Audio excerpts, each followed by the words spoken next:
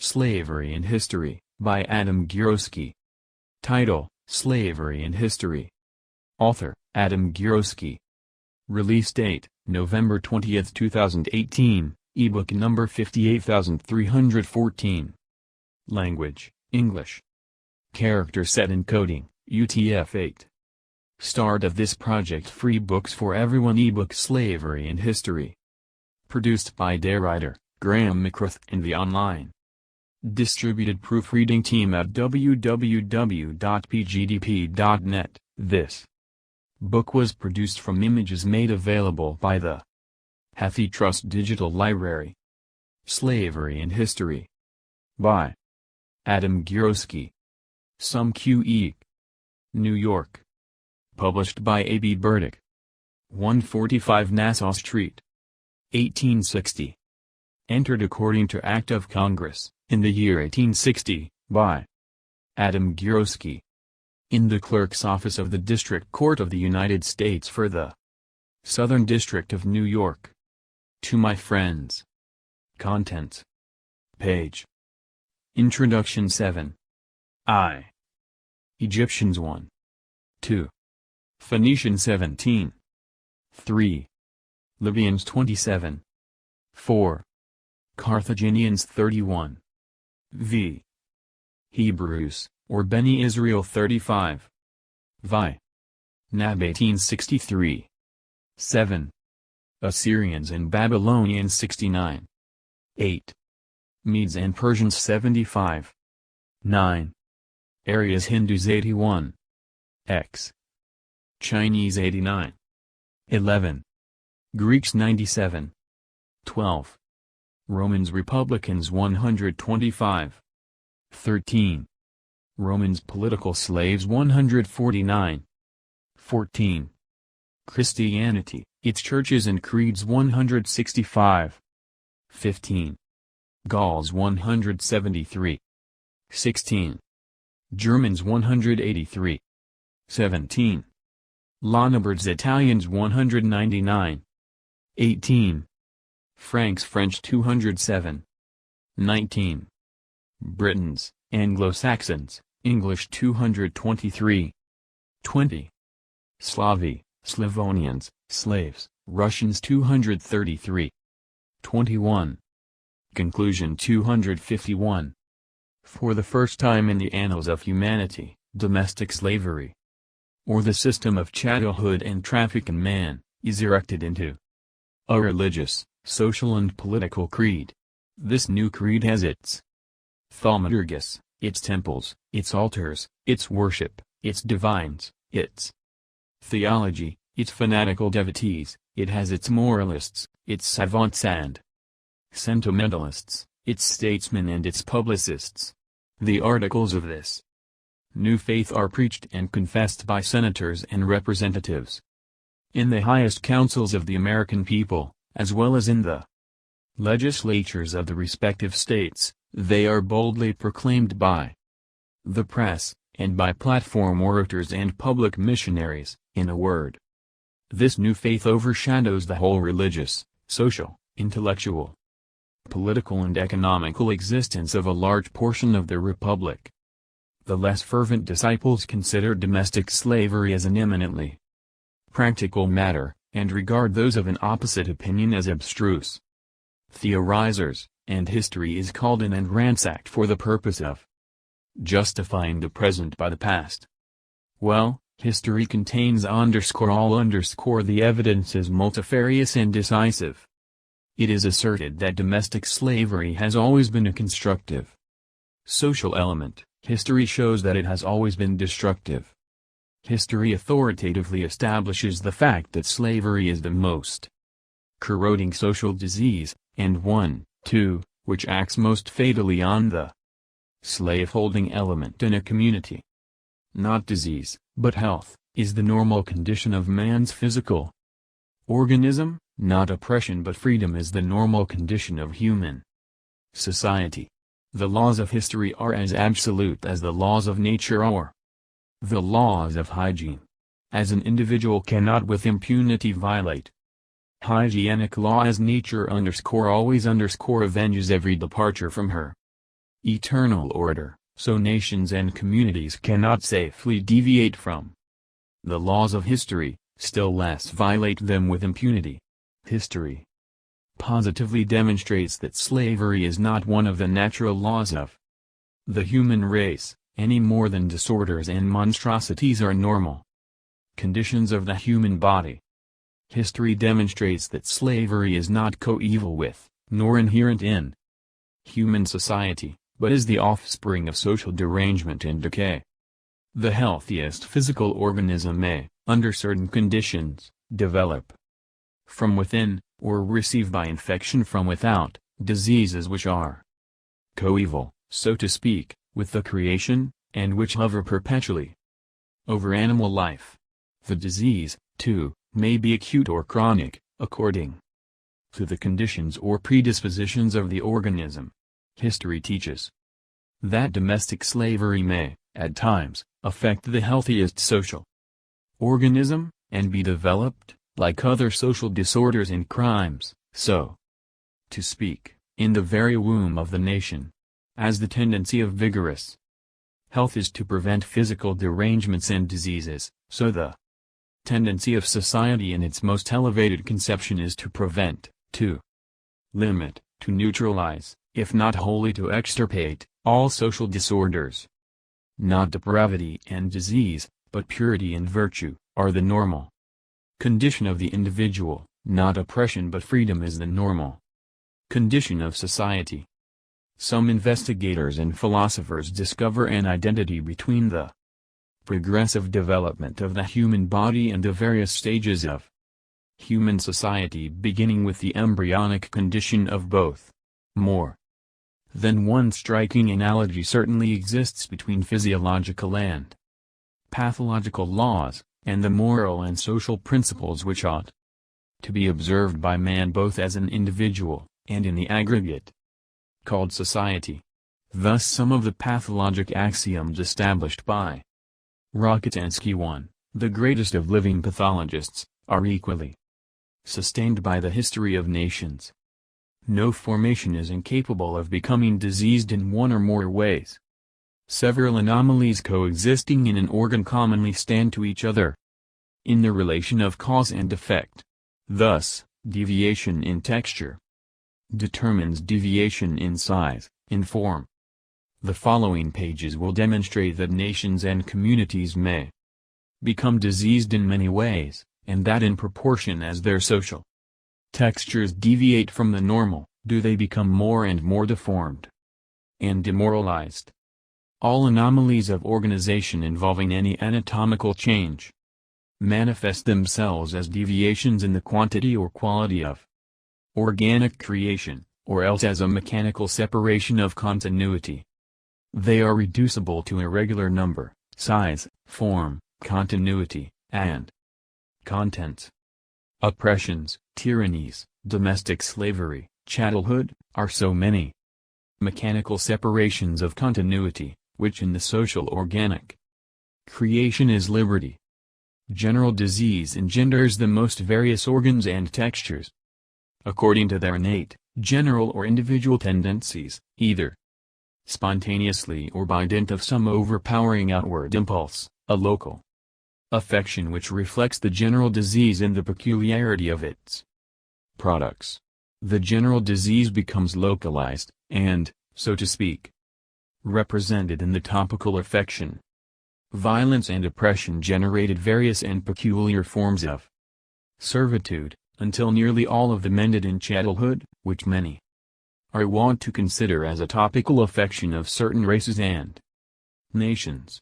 Declining Greece and Rome in the past, Russia under our own eyes, serve as illustrations.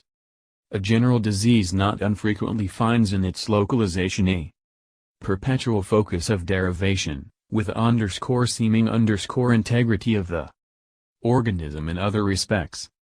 So nations infected with slavery, nevertheless had brilliant epochs of existence, and this seeming integrity of the organism misleads many otherwise averse to chattelhood, and makes them indifferent to its existence. Where several diseases coexist in an individual, They are in part primary in part secondary and subordinate, although homologous to the former. So many evils are the lot of human society, but almost all of them are secondary and subordinate to oppression, violence, and slavery. The issue of a local disease in health consists either in the perfect re-establishment of the normal condition, or else in partial recovery, more or fewer important residua and sequel of the disease. Not incomparable with a tolerably fair state of health, remaining entailed. The history of the slow recovery of post-Roman Europe from domestic bondage justifies the application of this pathologic axiom to the social condition of nations. Issue in death 1. Through exhaustion of power and of organic matter. The history of republican, but above all, of imperial Rome, demonstrates that its decline and death were caused through the extinction of freedom, free labor, and the free yeomanry, which in every state constitutes the power, the organic matter of a nation. 2. Through the suspended function of organs essential to life. Through palsy, etc. When the laboring classes are enslaved, the life of a nation is speedily palsied. 3. Through vitiation of the blood. What blood is to the animal organism, sound social and political principles are to society. When such principles become vitiated, the nation is on the path of decline and death. The worst malformation is never so anomalous as not to hear the general character of animal life, etc. Even an individual organ never departs from its normal character so completely that amid even the greatest disfigurement, this character should not be cognizable. So often the enslaver and the slave-holding community may preserve some features of the normal human character, notwithstanding the disfigurement produced. The excessive development of one part determines the imperfect and retarded development of another, and the converse. So the oligarchic development retards the growth and advancement of the laboring classes, whether the hue be white or black. It prevents or retards the culture and civilization of individuals and communities. Various and manifold as are the forms of monstrosity, some of them recur with such uniformity of type as to constitute a regular series. History shows that various as are the other social monstrosities, domestic slavery always recurred with a filial uniformity of type. The genesis of malformation in the human body is still veiled in much obscurity despite some progress made in science. Social teratology or the science of monstrosities, easily traces the origin and genesis of domestic slavery. A conscientious study of the records of bygone nations, as well as of the events daily witnessed during a decennium, produced the following pages. They complete what I said about slavery a few years ago. 2. As then, so now, I am almost wholly unacquainted with anti-slavery literature in any of its manifestations. I diligently sought for information in the literary and political productions of pro-slavery writers. Beside legislative enactments, political discussions, and resolutions by Congress and the legislatures of the various slave states, and the messages of their respective governors, I read every thing that came within my reach, even sermons, heaps of debats, review and Fletcher's studies on slavery. 3. For years the rich resources of the Astor Library have facilitated my general studies, and the information there sought and found was enhanced by the kindest liberality experienced from Dr. Cogswell and all his assistants. And now let history unfold her records. Footnotes. Footnote 1, A Manual of Pathological Anatomy, by Karl Rokitansky, M.D. Translated from the German, by Edward Swain, M.D., Fellow of the Royal College of Physicians. Footnote 2, America and Europe, Chap. X. Footnote 3, Among the neutral publications on American slavery, the most remarkable and instructive is the work entitled The Law of Freedom in Bondage in the United States, by John Codman Hurt. Slavery and History. Egyptians. Authorities. Wilkinson Rosellini Lepsius Ullman Arinan Gutschmidt Bugs Birch Derugit Bunsen etc. In the great twilight of history, the apparition that first distinctly presents itself is Egypt that land of wonders, standing on the shores of the venerable Mother the Nile. The Egyptians already form a fully elaborated, organic social structure, nay, a powerful nation, with a rich material and intellectual civilization, when as yet the commonly accepted chronology begins to write only rudimental numbers. It is indifferent, so far as the present investigation is concerned, whether this Egyptian culture ascended or descended the Nile, whether its cradle was Meroe, Elephantis, Syene, or Thebes, or whether it first sprang up and expanded around Memphis. So, the first conquerors of Egypt may have belonged to the Shemitic or to the Aryan stock. They may have entered from Asia by the Isthmus of Suez, or by the Straits of Bab el-Mandeb in the Red Sea, landing first on some spot in Abyssinia or Nubia, or, perhaps, the primitive civilizers of the valley of the Nile were autochthones, who were conquered by foreign invaders. However these things may have been, Egyptian civilization and culture clearly bear the impress of indigenous development. The founders of the Egyptian civil, social and religious polity considered agriculture as the most sacred occupation of mortals, transforming the roving savage into a civilized man. It was the divine Osiris who first taught men the art of tilling the earth, if indeed he was not its inventor. But the god forged not a fetter for the farmer, and the Egyptian plow was not desecrated by the hands of a slave.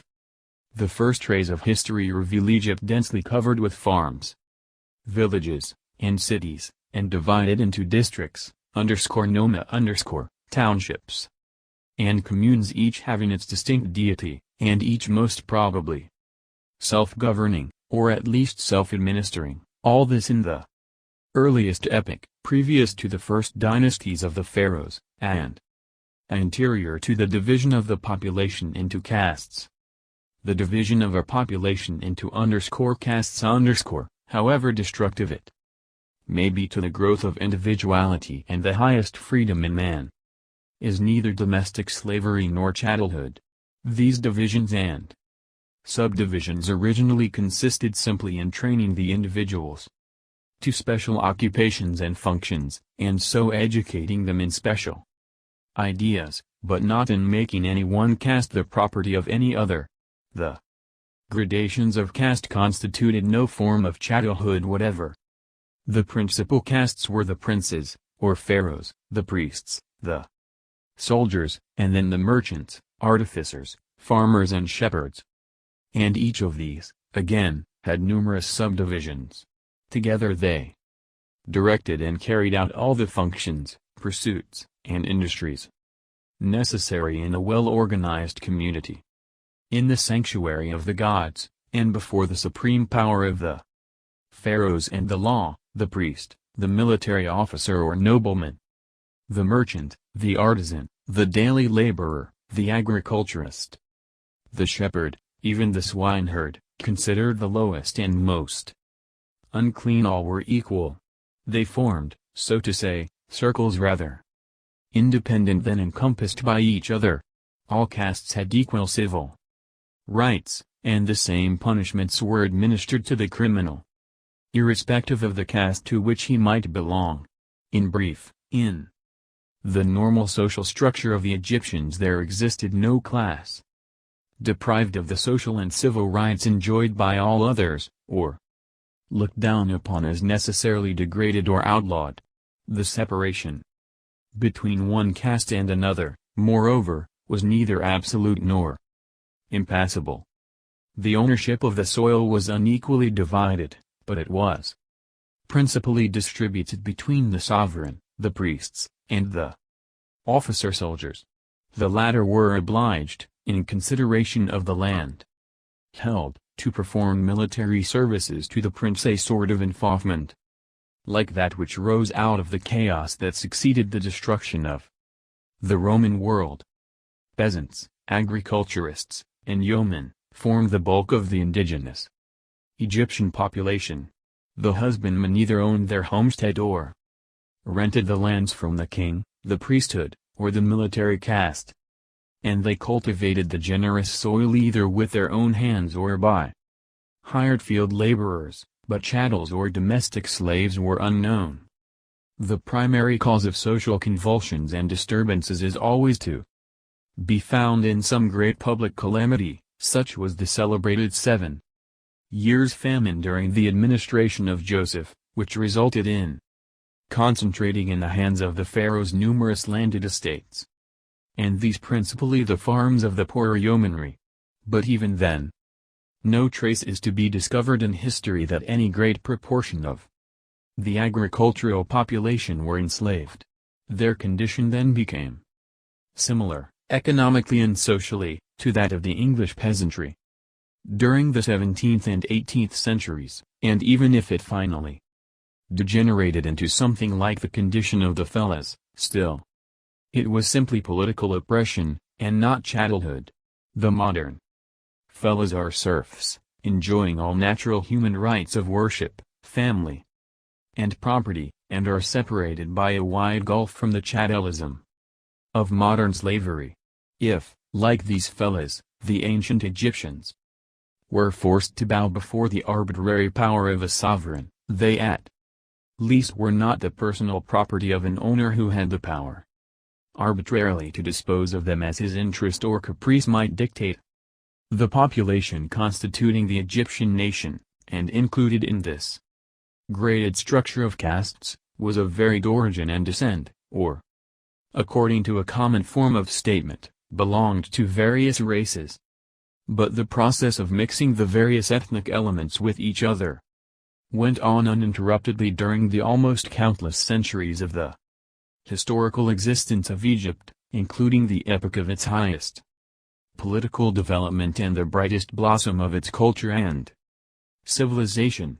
In the remotest period of Egyptian society, the 3 superior castes were of a different hue of skin from the others, and some ethnologists and historians assign them a Shemitic or Japhetic Aryan origin. But the Optimates were not white but red and so they both considered and called themselves all the other castes as artists, architects, merchants, mechanics, operatives, sailors. Agriculturists and shepherds undoubtedly belonged to the African or Negro stock. Egypt teemed with an active industrial population, which furnished countless soldiers to the army during long centuries of victory. Egyptian history embraces a long period of expansion. Many centuries lay between the times of the Ramesses and of Necho, during which the Egyptians conquered Nubia, Libya, and Syria, and reached Colchis.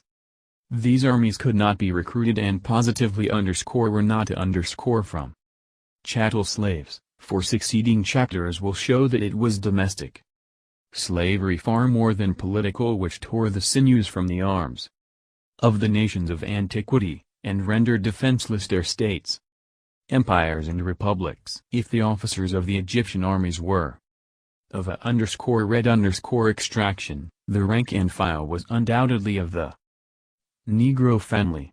Herodotus says that the Egyptians were black and had short, crisped hair, and that the skulls of the Egyptians were by far thicker than those of the Persians, so that they could scarcely be broken by a big stone, while a Persian skull could be broken by a pebble. Such were the elements, with so many, and such varied hues of skin, or pigments mixed, which constituted the Egyptian people, which formed a society so strong and compact that, for more than 40 centuries, its influence and existence constitute one of the most significant phenomena of the antique world. These hybrid elements elaborated a civilization called by modern ethnologists Cushitic or Thammitic, in contradistinction to the Shemitic and to the Japhetic or Aryan. The preeminent active elements in this civilization were the artists, merchants, and operatives. It was eminent for mathematical and astronomical science, for architecture, the mechanic arts, and a highly elaborated administration. And this Egyptian or Chemitic civilization, too, preceded by many centuries the Shemitic and Aryan cultures. The origin of the denomination _Thamites _ and _Cushites _ has long been the subject of numerous ethnologic researches, while comparative philology, which has proved itself so potent in the solution of innumerable race problems, has also been interrogated. The question is, by what name did the Egyptians call themselves or their land? And what meaning did they attach to such names? Km, whence _chem _chem _chemi _cham signifies the Black Land, though, according to Champollion, it implies the Pure Land, while others give it the meaning of the scepter. At any rate, _cham signifies black in Egyptian and its ancient dialects, those of Thebes and Memphis. For instance, as also in the Coptic, Egypt proper was called by its inhabitants the Black Land on account of the appearance of its soil. It was black in contradistinction to the _red land, or Deser, that is desert, which surrounded the Nile Valley. The Hebrews borrowed the word from the Egyptians, and transferred it from a geographic to an ethnical name, or rather, perhaps, this application was made by subsequent commentators on the Hebrew writings. Neither was the denomination _Cush Egyptian _Cus _Xaur _Kaz used by the Egyptians for their own land or people. They employed it, as would appear, to denominate lands situated south of Egypt proper.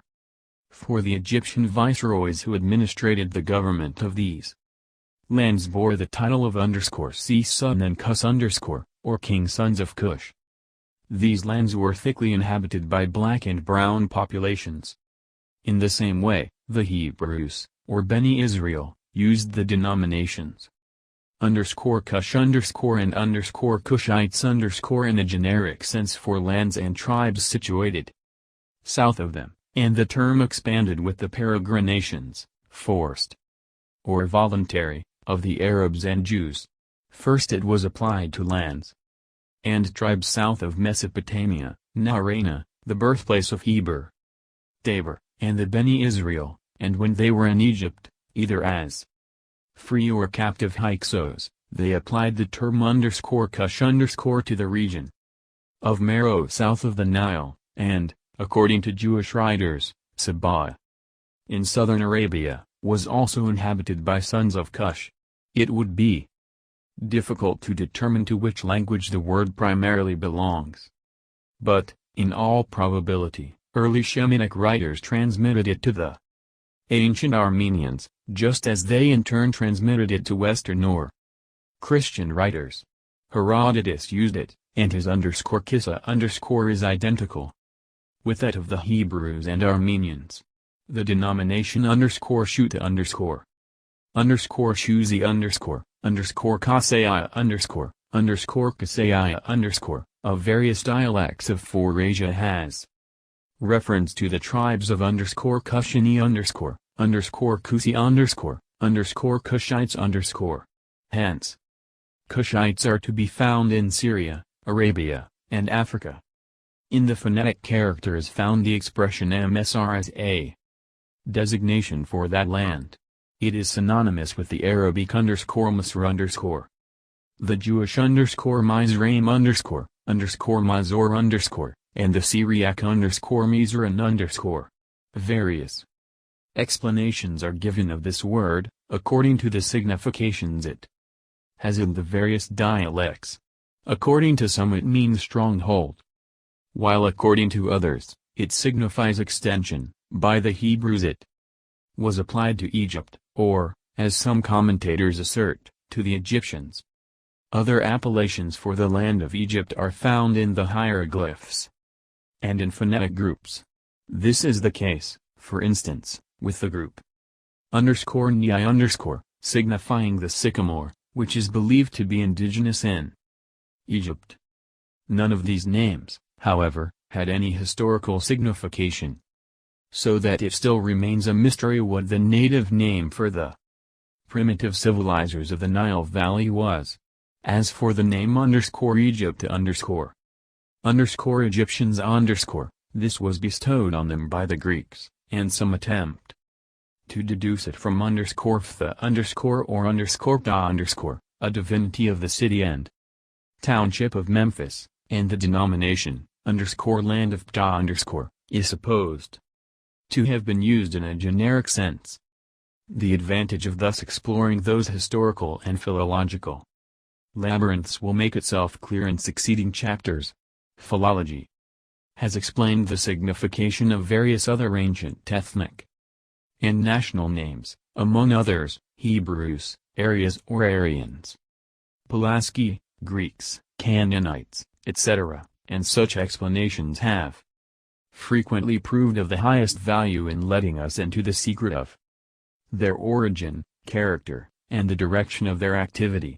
But there is no vestige of the antique language of the Egyptians that would lead us to suppose that absolute distinctions of race, or chattelhood based thereon, formed features of the primitive life in the Nile Valley.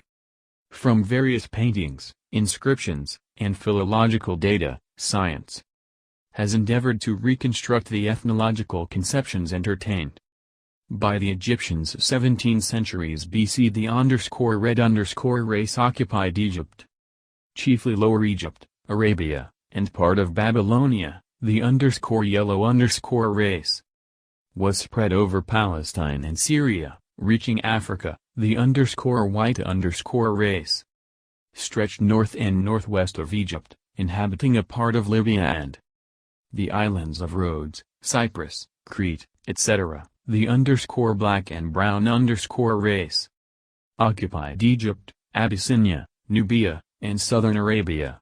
_nas. or _nasi. Was the name given to all Negroes or blacks who were not Egyptians, while to the whole red-colored race they applied the term _ret_ signifying germ. The Egyptian pantheon was of course the creation of the superior priests. It made each human race the creation of a separate god, and very probably all the numerous elements in the complicated social structure of the Egyptians, that is, every caste or function, even the lowest, which was still an integral part of the whole, had each its separate deity. The creator of the black race was either a god, represented symbolically by a blackbird, or the god Hor, or Horos, son of Osiris, and his avenger, who dwelt in the firmament with all the other deities. The Negro physiognomy appears on the Egyptian monuments, and this not only in the representations of common persons, but even in the case of kings, as, for instance, those of the 18th and 19th dynasties, in the statues of Thutmose III and Amenophis III. The Egyptian king Sbikos was an Ethiopian by birth, and many other pharaohs married black African princesses.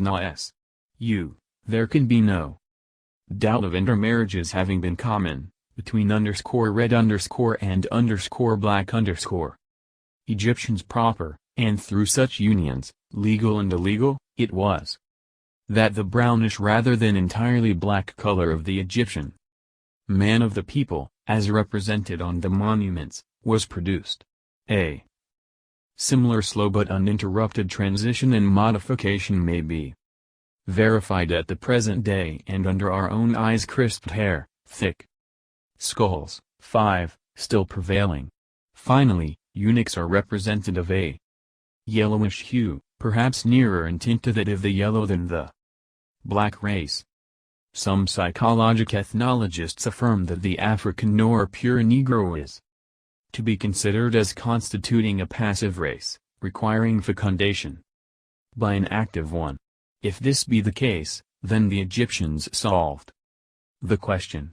The red and dominant race drew no impassable lines of demarcation by chattelhood, and the black population formed the most vital element of the social structure.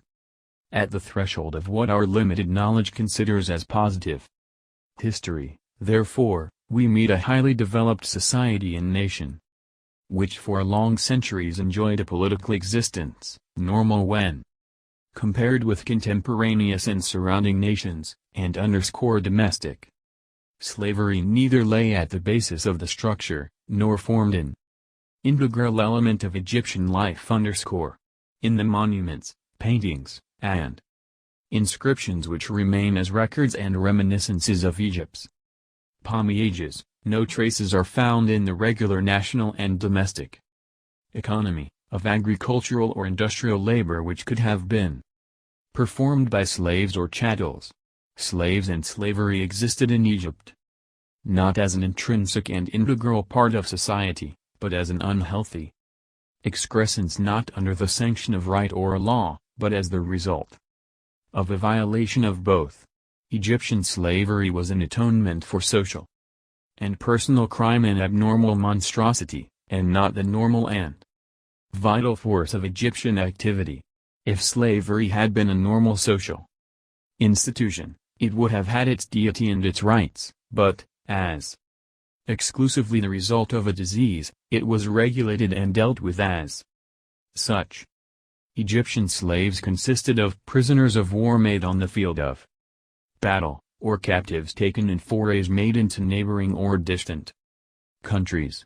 In early times, also, all strangers whom accident or tempest threw on the shores of Egypt, and who had no claims to illegal hospitality, were enslaved, for centuries Egypt was closed against the intrusion of foreigners, certain merchants and traffickers only being specially accepted. Furthermore, conquered countries paid their tribute partly in children, who thus became slaves.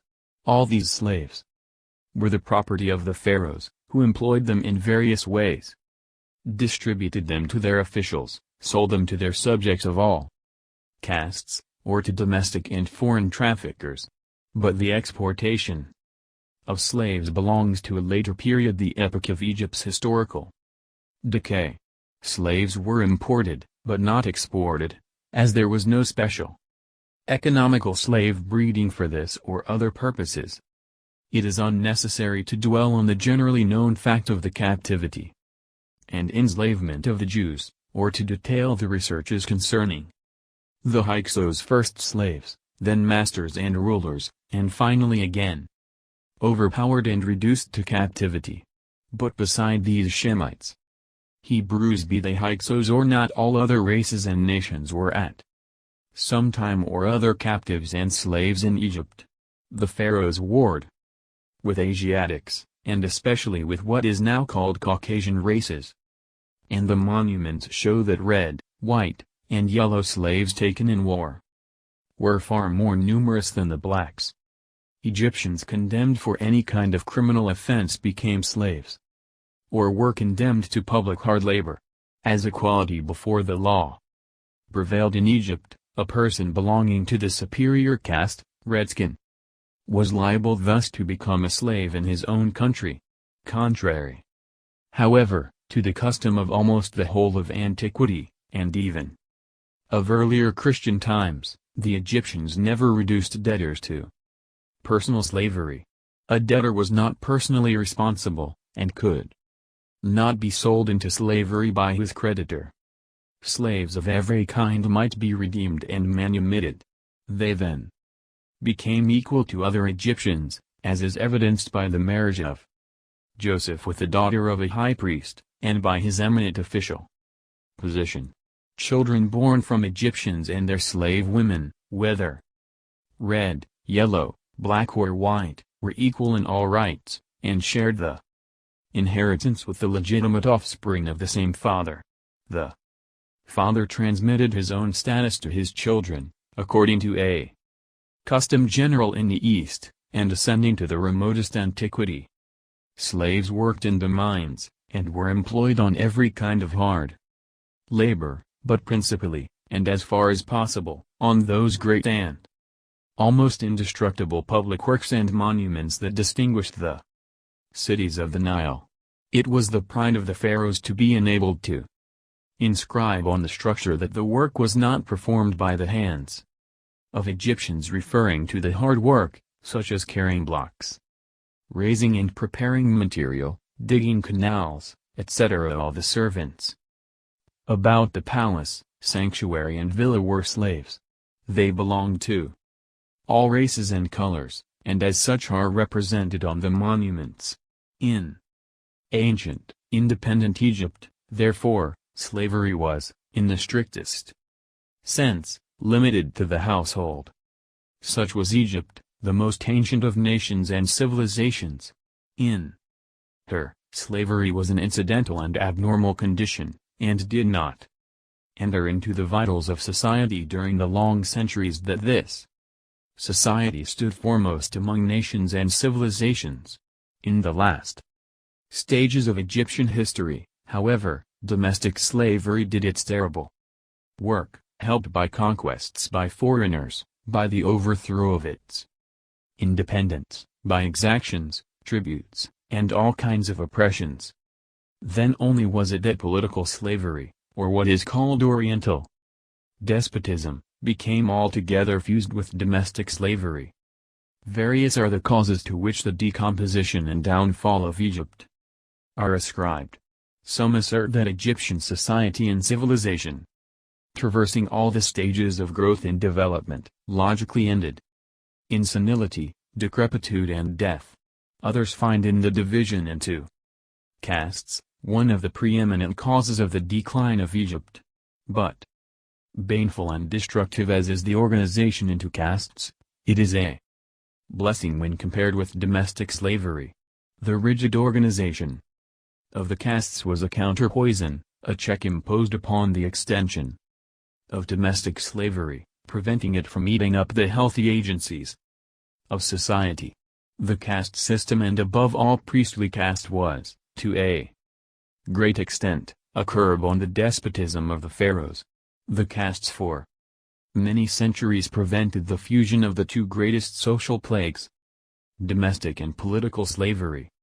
The all-powerful law of analogies, which in the course of these pages will be more luminously exhibited from the fate of other empires and civilizations, authorizes already the positive, and even axiomatic, assertion, that the almost unparalleled by long historical life of the Egyptians, and the highly advanced state of their civilization, are due exclusively to the fact that domestic slavery and chattelhood remained for a long time an abnormal outgrowth. It was not the basis of domestic and national economy, not the object fit for the special care of the legislator, and was not intertwined with the social, political, and intellectual life of the Egyptians. Footnotes. Footnote 4. The term _Japhetic_ is rather confused and unscientific. It is used here as being more popularly intelligible. Footnote 5. Herodotus,